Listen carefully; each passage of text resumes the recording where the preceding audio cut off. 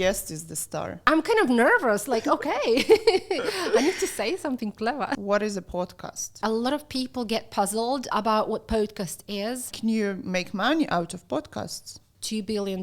I have 1 million questions now. What do you want to tell the world? Do you have like KPIs? You will get interest, you will get clients, you will get your audience growth, and that is an impact.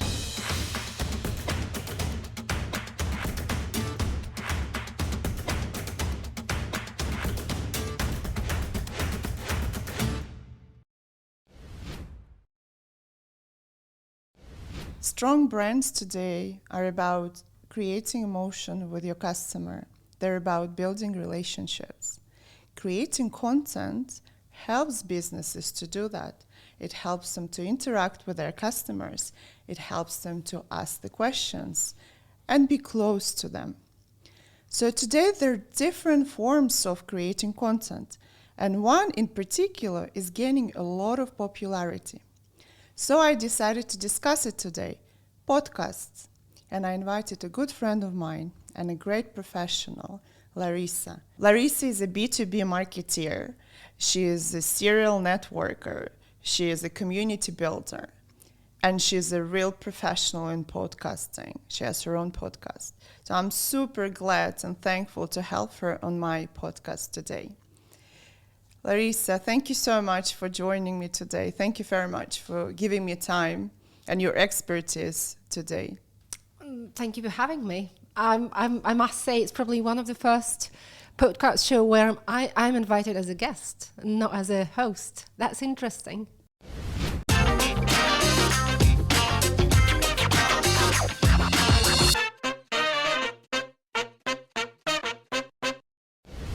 How it feels on the other side, right? Oh, so yeah. Please yeah. share. I'm kind of nervous, like, okay, I need to say something clever. I want to start with this question. I know you had an amazing career in corporate world. Why did you move from the corporate world to your own thing, and why podcasts? Having an opportunity to explore how it can work when you are a founder gave me a lot of exposure into a totally different world for me. I think podcasting came naturally. When I started sort of networking within that environment, I decided I need to explore if I can do it myself as well. But I mean, behind that desire was probably, I was looking for the way to create content regularly, because I think content is a great way to connect to your audience, educate your clients, and also build a personal brand. So I started it. What is a podcast? I was listening to one, and I love it until now. It's called School of Greatness. But I really didn't realize it was a podcast. I didn't know what it was, right? What the podcast means. So what is a podcast? Interesting. Yeah, because I think a lot of people get puzzled about what podcast is. Podcast, as a dictionary definition, is a digital file that is available either for downloading or for listening over the internet.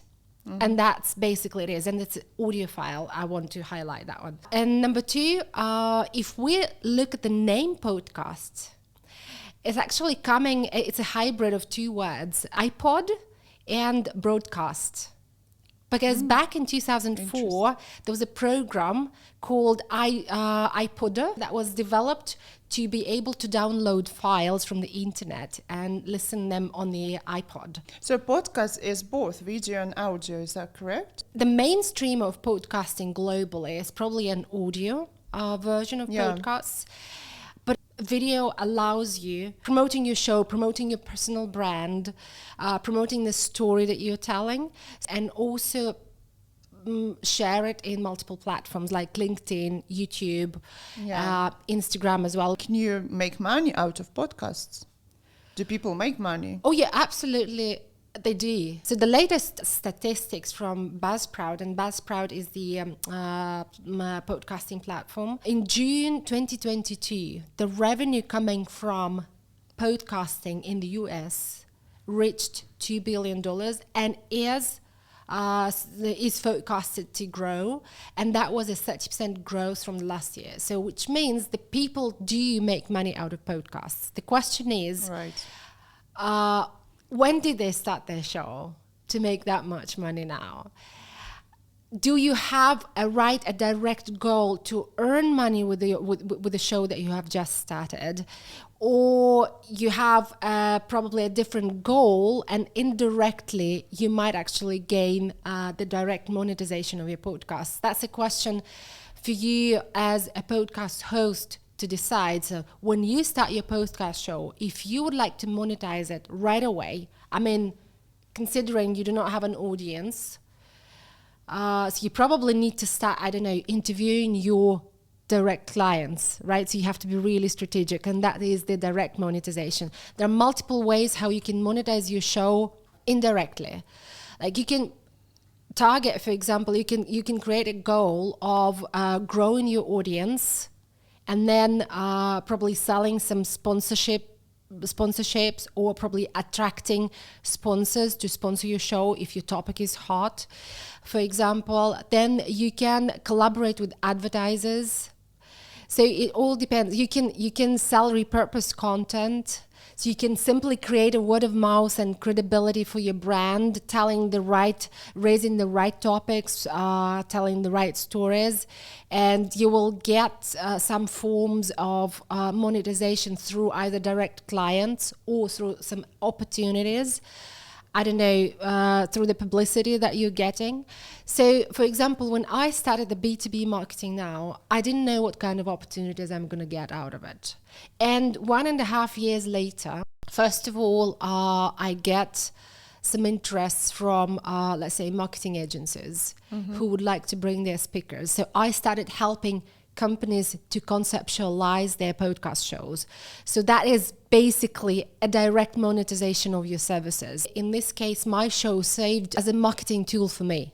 Right. So that's how you monetize. And then so for example, I know people who managed to get sponsorship to sponsor their own shows because the niche and the topic that they were covering was so actual and so relevant for this region that they found sponsors who were prepared to pay money to run the same track and to probably do a lot more with a bigger team and probably with a bigger circle of guests. So it's not like you never know what you can achieve, but definitely all opportunities that are coming from regularly recording your content are not explored enough, I think, especially in the B2B space.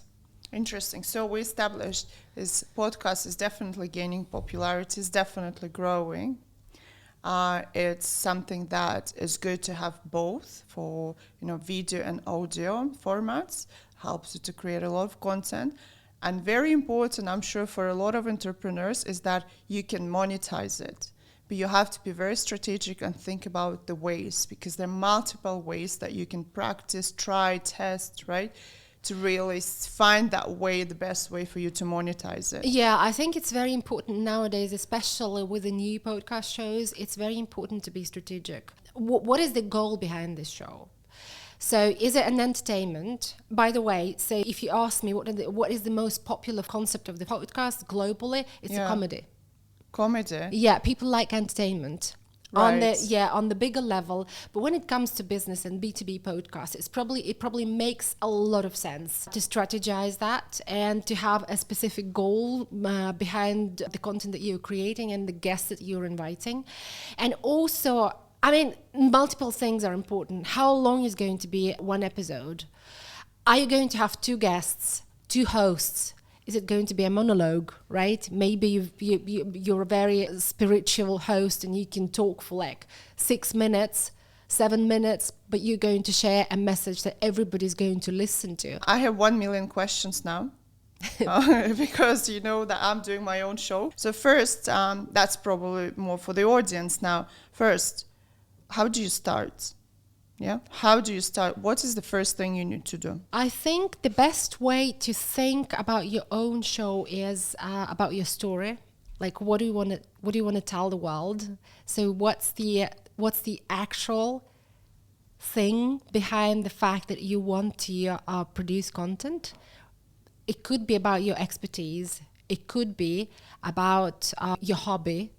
It could be about your authenticity, your individual ability to, I don't know, tell jokes, for example, or sing songs, or bring up children. or creating brands, as in your case, right?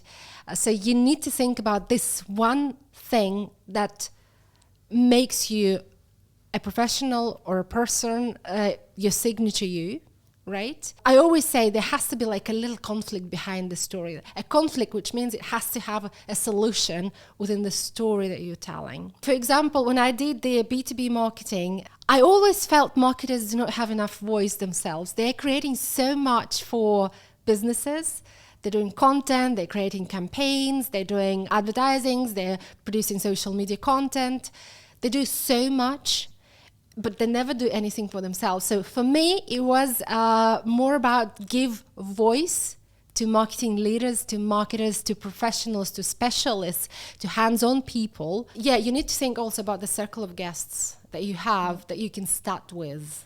That's important. Yeah. For me, my podcast was more a voice that all these ideas that I had, and I couldn't really talk directly through my agency and show the other side of what is to build a brand.